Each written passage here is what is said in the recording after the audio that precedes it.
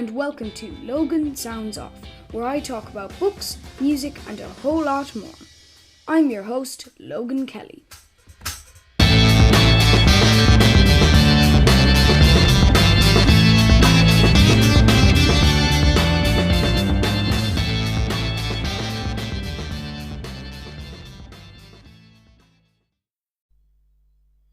Hello everyone, and welcome back to Logan Sounds Off, which is a podcast about music, books, and a whole lot more. I'm your host, Logan Kelly, and today I'm going to be reviewing one of the most interesting and actually political punk albums from the 1980s forward. And I will say the Dead Kennedys, like all of their albums, are brilliant, but Bedtime for Democracy, in my personal opinion, is their best. Their finest work is included here. Some incredible tracks, very well done artwork. It speaks to you nearly, the album. And I was lucky enough to get it myself for Christmas on white vinyl. It's very nice, and I've listened to this record a load of times since I've got it, and just such incredible quality and just incredible music. And even though this is a very political album, I won't speak about that element, but I'm very excited to tell you what I think. Before we get started though, I'd like you to know some of the musicians, if you've heard of these before. You have East Bay Ray, you have Klaus Freud, you got Peligro and Jello Biafra on the guitars, basses, drums and vocals. And also the singer Jello Biafra has played with tons of people such as No Means No, Jello Biafra and the Guantanamo School of Medicine. I know he's also played with the Melvins. Jello Biafra is a massive part of the punk music scene and a personal inspiration to me. So he actually produced this album as well. But the first track that opens up the album is called Take This Job and Shove It. And what a great and powerful start to the album. It's not that long. It's only less than 1.5 minutes. A very quick track. But Biafra's voice has such a great tone in this, because the line, take this job and shove it, it keeps returning back to that. But each time it's more emotional, and it's a very funny song. So I quite like Take This Job and Shove It. And then you have Hop with the Jet Set. And this follows on perfectly from a very fast-paced and difficult song to follow called Take This Job and Shove It. But the last track, it follows on perfectly from the last track, and it has the greatest riff. It's very fast, but it's a great riff. Then you have Dear Abby. This is a very short track. This is only 1 minute and 10 seconds. But this is a fast-paced, original, political punk song. It ticks all the boxes for me. And then you have Rambozo the Clown, and this is an incredible track with fantastic bass and electric guitar riffs. It's a very powerful track.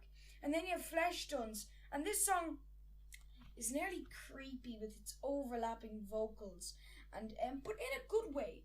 Like, I like creepy tracks. If a song creeps me out, that means it's a good track because it made me feel something. And this album definitely just made me feel so many different opinions on so many different things. But then you have The Great Wall, and these guys are way ahead of their time. 30 years, in fact. The Great Wall.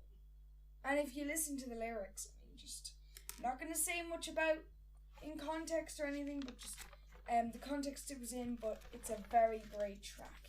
And then you have Shrink, and this is an incredibly fast-paced punk track that has a really good vocal tone, right like the first two tracks as well. And then you have Triumph of the Swill, which the harsh distortion of the guitars is really good and gives it a nice sharp tone in Triumph of the Swill, and I really like that. And then you have Macho Insecurity, and I love the whole idea and vocals surrounding this song, and Jello sounds really amazing in this, like out of all the tracks, because I love Jello's voice. That's why I like the Guantanamo School of Medicine.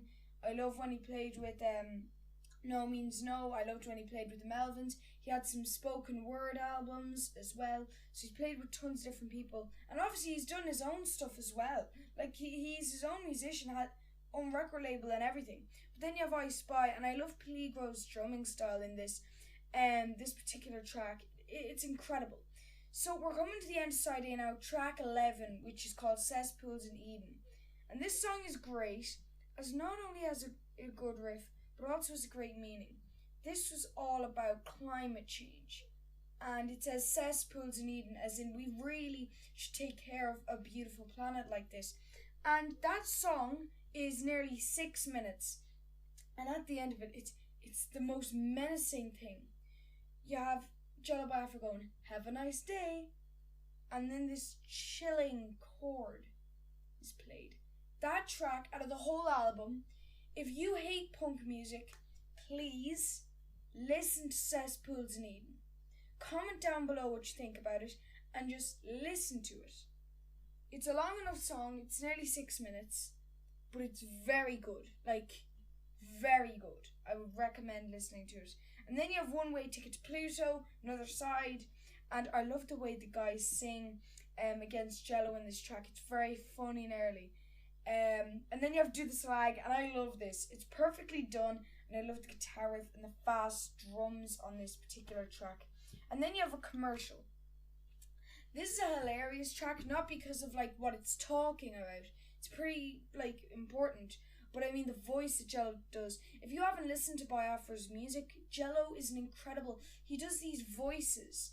In a song called Buzz Bomb from Pasadena, which is on Give Me Convenience or Give Me Death from Dead Kennedys.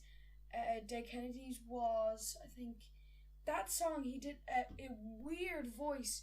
On a commercial, he did a very strange voice. He did a really weird voice on Triumph of the Swill. And he also does a really weird one on DMSO, which I'll come to soon.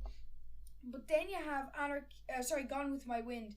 And the way this is sung is perfect, and I love this track. It's actually a favourite of mine. So far, my favourites on this album so far will be all of them, but ones that I would literally just go out of my way to listen to: Dear Abby, Take This Job and Shove It, Shrink, Macho Insecurity, and Cesspools in Eden, One Way Ticket to Pluto, Do the Slag, a commercial, and Gone With My Wind.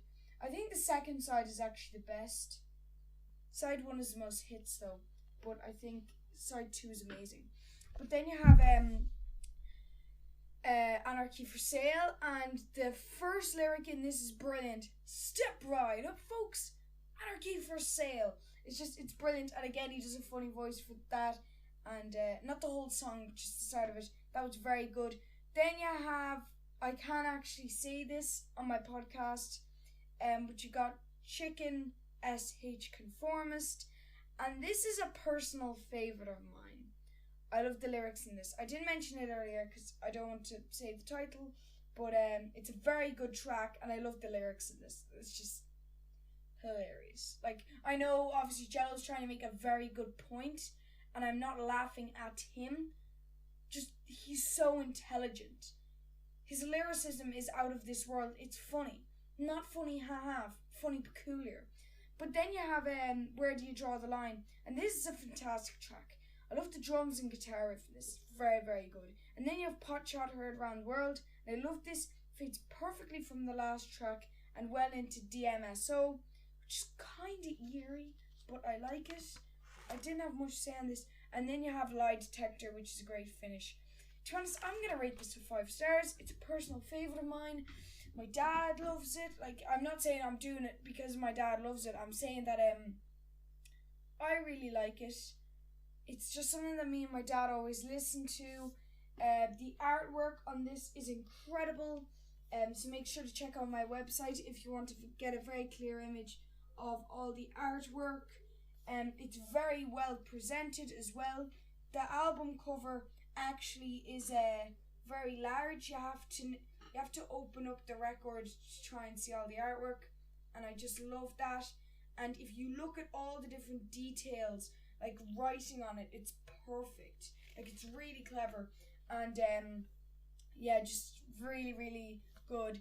I know I didn't talk about the political side of this, but this is just musically just incredible. Like massive fan, so massive 5 stars. And thank you so much, Dead Kennedys, for putting out such great music and being influential to everyone. So I hope you enjoyed this episode of Logan Sounds Off, and I hope you have a great day. Bye! I hope you enjoyed listening to this episode of Logan Sounds Off. You can follow me on X, Facebook and Instagram at Logan Sounds Off. And don't forget to subscribe and not miss any more cool episodes. Bye guys!